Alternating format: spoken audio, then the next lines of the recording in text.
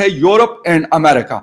मतलब यहाँ पे कितना ड्रग्स यूज होता होगा पाकिस्तान में या बांग्लादेश में या श्रीलंका में। मैं नहीं कह रही कि ड्रग्स के बायर्स पाकिस्तान, बांग्लादेश या श्रीलंका। सबसे पहले घबराना नहीं। मार्केट है यूरोप एंड अमेरिका। मतलब यहाँ पे कितना ड्रग्स यूज होता होगा पाकिस्तान में या बांग्लादेश में या श्रीलंका में। मैं नहीं कह रही कि ड्रग्स के बायर्स पाकिस्तान, बांग्लादेश या श्रीलंका, इंडिया है। मुझे पता है कि गोरे ही हैं जो ड्रग्स खरीदते हैं। I am openly telling you at the cost of sounding racist, I am sorry, खरीदते हैं। माय पॉइंट इज नॉट कि कौन खरीद रहा है, माय पॉइंट इज कि लोग बेच रहे हैं और अपने आप को इस्लामिक एमिरेट कहते हैं ड्रग्स बेच के। सबसे बड़ा झूठ तो यही है कि अपने आप को इस्लाम के करता धरता कहते हैं ये लोग, इस्लाम के प्रोटेक्टर्स, और ड्रग्स बेच के अपना $416 million annually comes from drugs. अच्छा, एक चीज और भी या ना, एक चीज और आ रही है कि चाइना, पाकिस्तान, रशिया, टर्की बहुत ज्यादा हेल्प कर रहे हैं और इस वजह से भी इंडिया के कंसर्न्स हैं। और इंडिया के, मैं क्योंकि अभी एक थोड़ी देर पहले एक स्टोरी पढ़ रहा था तो आप लोगों के ही मतलब एक एक्सपर्ट थे, उन्होंने कहा था कि हिंदुस्तान को इस तरीके से बैकफुट पे नहीं जाना चाहिए। किसी न किसी तरीके से, जिस तरह जून में बातचीत की थी तालिबान के साथ हिंदुस्तानी हुकूमत ने, तो एक दफा फिर उनके पास ये वाहिद रास्ता है कि वो बात करे और उनको बात करनी पड़ेगी। रिकॉग्निशन तो खैर अभी किसी ने भी नहीं। हमें क्यों बात करनी है? मुझे एक चीज बताइए, इंडिया पे क्यों प्रेशर डाला जा रहा है कि वो तालिबान से बात करे? हमें क्या लेना देना है उनसे?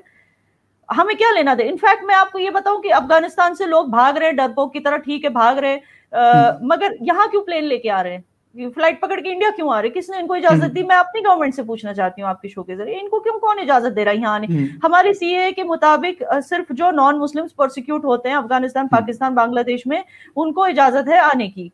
सीए के हिसाब से इनको इजाजत ही नहीं है, जस्ट बिकॉज इनका जो भी हो रहा है प्रोसिक्यूशन या जो भी, ये इनके अपनी आइडियोलॉजी के हिसाब से हो रहा है।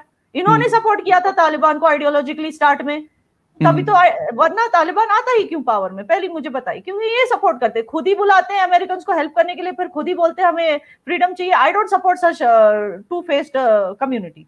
और ये आएंगे इंडिया में, फिर 5 साल बाद इनको आधार कार्ड मिलेगा, फिर 10 साल बाद ये पार्लियामेंट में घुसेंगे, फिर कहेंगे इंडिया में शरिया लॉ लाना है। मेरा यही है कि इनको क्यों लाया जा रहा है? आप हमारे लोगों को वहां से इवैक्यूएट किए, अच्छी बात है, इनको क्यों ला रहे हैं वहां से यहाँ पे? ये तो मैं, और दूसरे, हमें क्यों बात करनी है तालिबान से? और तालिबान ने, मुझे पता है वो झूठे हैं, फिर भी अभी फिलहाल अभी के लिए तो उन्होंने कहा है कि हम इंडिया को डिस्टर्ब नहीं करेंगे किसी भी तरह से, तो हमें क्या बात करनी है उनसे?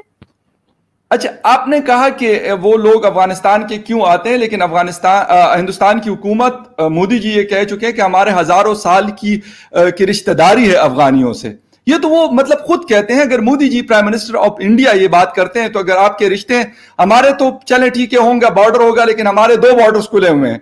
इंटरनेशनल मीडिया CNN उसको दिखा रहा है, अल जजीरा उसको दिखा रहा है, DW उसको दिखा रहा है। हमारा स्पिन बोल्दक चमन बॉर्डर जो बलूचिस्तान के यहाँ एंट्री है वहां पर, और हमारा पेशावर का बॉर्डर, वो दोनों ओपन है। और यकीन करें कि बेतहाशा लोग वहां से एंटर हो रहे हैं। और यहां तक दिए गए कि मतलब अगर किसी को वीजे नहीं थे किसी के पास, तो उनको बाकायदा वीजे दिए गए। तो ये तो हिंदुस्तान के तो ज्यादा मतलब ज्यादा दोस्ती थी पाकिस्तान को। तो इतनी गालियां उन्होंने दी पिछले 8-10 सालों में कि हर चीज का जिम्मेदार तो पाकिस्तान को ठहरा। तो पाकिस्तान तो अगर बंद कर दे तो मेरे ख्याल तुक बनती है, लेकिन हिंदुस्तान के ऊपर तो बड़ा ट्रस्ट। मैं तो पहली बार आज खुल के बोल रही हूँ, पाकिस्तान को ब्लेम करने का इस मामले में कोई मतलब ही नहीं है, क्योंकि पाकिस्तान में अगर कोई तालिबान सपोर्टर्स होंगे भी, उनके डोनेशन से कितना चला लेंगे तालिबान? लोगों के पास खाने को पैसे याना नहीं है, इतनी महंगाई है। और दूसरी बात यह है कि आपने मुझे खुद बोला शो के पहले कि वहां भी फियर है लोगों को कि कहीं तालिबान घुस आके हमारे राइट्स को सप्रेस ना करे, क्योंकि पाकिस्तान में भी औरतों के राइट्स हैं। Pakistan does stand up for rights all and they are fighting. मुझे ये चीज पता है कि जो फोर्स्ड कन्वर्जन हो रही है पाकिस्तान में, लॉज हैं उसके खिलाफ, and it's not only minorities, even जो अब वो जो टिकटॉक लड़की का जो हुआ, उसको स्टोन आयशा का लाहौर में, यस एग्जैक्टली, तो पाकिस्तान गवर्नमेंट उसके खिलाफ है। अब लोगों का जो नजरिया है उसकी बात अलग है, लेकिन गवर्नमेंट तो इसके खिलाफ है, इस तरह के सेपरेशन के खिलाफ है। ये बोलने के लिए तो यही बोलते हैं कि we don't stand for separation of women's rights. तो ऑब्वियसली पाकिस्तान में भी इनसिक्योरिटी होगी कि तालिबान यहाँ घुस आएगा, तो पाकिस्तान को ब्लेम करने से कोई मकसद नहीं पूरा होता इस चीज में, ये मैं खुद सामने से बोलती हूँ। ठीक है। अच्छा, और दूसरी चीज यहाँ ना ये है कि इस वक्त मतलब अगर अफगानिस्तान से लेट सपोज $3 अरब है, इंडिया के लिए कोई इतनी बड़ी चीज नहीं है। मतलब एक बहुत बड़ी इकोनॉमी है उनके पास, $3 अरब कोई चीज नहीं है, और उन्होंने वहां उसको कोई मतलब इनकम के लिए नहीं लगाया था। वेलफेयर के लिए लगाया हुआ था, वो एक अलग साइड पे हम रख लेते हैं उन पैसों को। लेकिन क्योंकि सेंट्रल एशिया के साथ एक बहुत बड़ी ट्रेड होती है हिंदुस्तान की, एक बहुत बड़ी मार्केट है इंडिया के लिए, तो एक्सपर्ट्स ये कह रहे हैं, इंडियन एक्सपर्ट्स की मैं बात कर रहा हूं, ये बात कर रहे हैं कि यार ये वाली मार्केट तो लाजमी है हिंदुस्तान के लिए, वहां पे उन्होंने अपना माल बेचना है और उसके लिए जाने के लिए वाहिद रास्ता जो है उनके पास अफगानिस्तान का है। तो ये चीजें इसलिए जरूरी है, फिर वो बातचीत के लिए मजबूरी है उनकी कि वो कोई ना कोई बात या उनके साथ कोई ना कोई सेटलमेंट जिस तरीके से भी हो, बैकडोर हो या ओपनली हो, वो लोग करेंगे।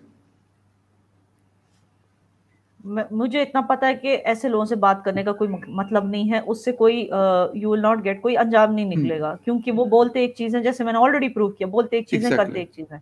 अगर इंडिया ने ये गलती की कि उनसे बात करने की कोशिश की, फिर वो बदले में मांगेंगे कश्मीर, वो बदले में मांगे कुछ ना कुछ ऐसे, मतलब वो बदले में कुछ मांगेंगे।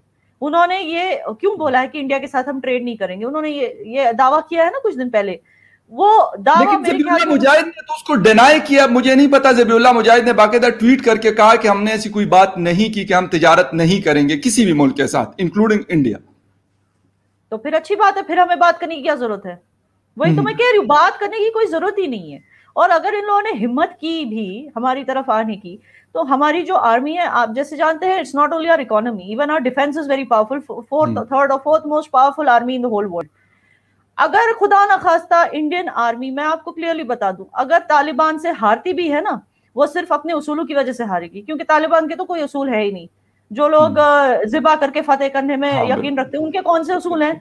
तो अगर इंडियन आर्मी खुदा ना खास्ता हारी भी, तो ओनली असूलों की वजह से हारेगी और वो अंदर आएंगे, और अगर वो अंदर आए, वो उनकी फिर भी जीत नहीं होगी। क्योंकि आपको समझना चाहिए कि जो हमारा जो कल्चर है, वो आपका कल्चर से अलग है, बहुत अलग है आपके और अफगानिस्तान के। ठीक है, हमारे लिए रोल, इवन यहाँ की औरतें भी इतनी वीरांगनाएं हैं, मैं आपको बता दूं, यहाँ पे जो भी पहले भी इन्वेडर्स आए हैं, किसी को यहाँ पे जीत नहीं मिली इन सही मायने में। कुछ साल उन्होंने रूल किया, फिर उनको भागना ही पड़ा, वो चाहे कोई भी हो। मतलब वो अलेक्जेंडर द ग्रेट भी आए थे, उनको भी भागना पड़ा था यहाँ से, और वो चाहे मुगल भी आए थे, उनको भी शिवाजी महाराज ने मात दी थी। तो हमारा जो कल्चर है वो भागने वाला कल्चर नहीं है।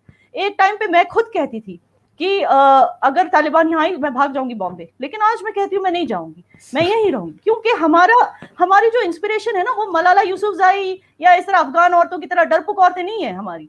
आप देखिए हमारी रानी पद्मावती ने क्या किया था, शी मेड श्योर कि वो जीते नहीं, इवन अगर उन्होंने उसूल वाली आर्मी को हरा दिया, अलाउद्दीन खिलजी, लेकिन शी मेड श्योर वो फिर भी नहीं जीते। तो हमारी जो इंस्पिरेशन है वो रानी पद्मावती है, मलाला यूसुफजाई नहीं है। हम भागेंगे नहीं और ना उनको जीतने देंगे। ये बहुत अच्छी बात है और मेरे ख्याल होना भी यही चाहिए। एक 1999 का वाकया, जिस वक्त हिंदुस्तान के एयर इंडिया का जहाज जो है वो हाईजैक किया गया था और उसके बदले में मसूद अजहर और अहमद जरगर और लोगों के हवाले से बात की गई कि इनको छोड़ा जाए हिंदुस्तान की तरफ से। तो इस तरह की कोई चीज आपको अब भी नजर आती है कि अभी, क्योंकि 2021 है, 1999 22 साल पुरानी बात है, उस वक्त दुनिया और तरह से थी, लेकिन अब 22 साल बाद मेरे ख्याल में बहुत सारी चीजें बदल चुकी हैं, वो हिंदुस्तान में हो, पाकिस्तान में हो। हमारी गवर्नमेंट ने ऑलरेडी ऐलान कर दिया कि अभी कोई भी हाईजैक हो, कुछ भी हो, उनके साथ हम कोई वो नहीं करेंगे, क्या कहते हैं, मतलब there will be no compromise.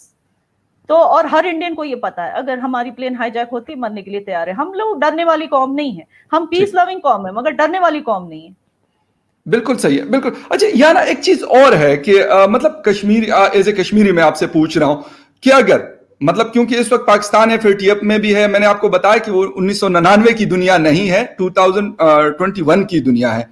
अब चीजें बहुत सारी बदल चुकी है, लेकिन इसके बावजूद भी अगर ऐसा कुछ होता है, अगर पाकिस्तान इस चीज को, मुझे लग नहीं रहा इस वक्त, क्योंकि जो चीजें मुझे यहाँ पाकिस्तान इस्लामाबाद में बैठकर नजर आ रही है, तो इस तरफ कोई तवज्जो नहीं है, ईस्टर्न बॉर्डर की तरफ, क्योंकि पाकिस्तान इस वक्त बहुत सारी चीजों में पहले ही मुश्किल में और फंसा हुआ है।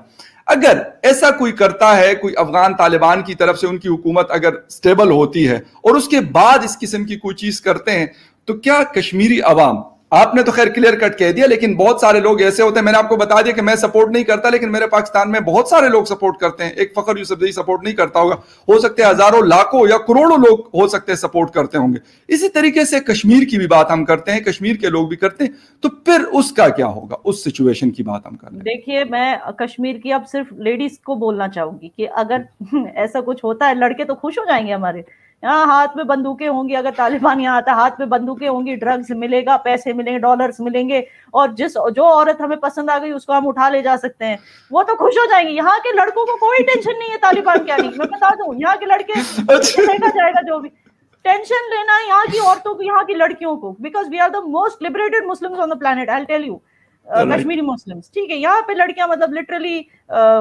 मर्द, घर का मर्द बनती हैं, बेटा बन के यहाँ पे घर चलाती हैं, घर भी संभालती हैं, बाहर काम नौकरियां भी करती हैं, इनको पढ़ाया लिखाया जाता है, माँ बाप बहुत शौक से पढ़ाते लिखाते हैं अपनी कश्मीरी बेटियों को। दे हैव टू वरी कि अगर तालिबान यहाँ आ गया तो इनका क्या होगा। इसीलिए मैंने बोला याद रखना, Rani Padmavati is our inspiration, we are Indians, Malala Yousafzai is not our inspiration, Afghan women are not our inspiration। हम रो धो के बोलेंगे हमें बचा लो, इंटरनेशनल कम्युनिटी से भीख मांगेंगे हिफाजत की, नहीं, हमें याद रखना हमारा कल्चर क्या है और उसी कल्चर को हमें फॉलो करना है। We also have to fight for our rights. हम ये नहीं बोल सकते कि हर बार हमारी आर्मी आएगी हमें बचाने के लिए, हमें भी अलर्ट रहना पड़ेगा और स्ट्रांग रहना पड़ेगा इस सिचुएशन। नहीं, आपने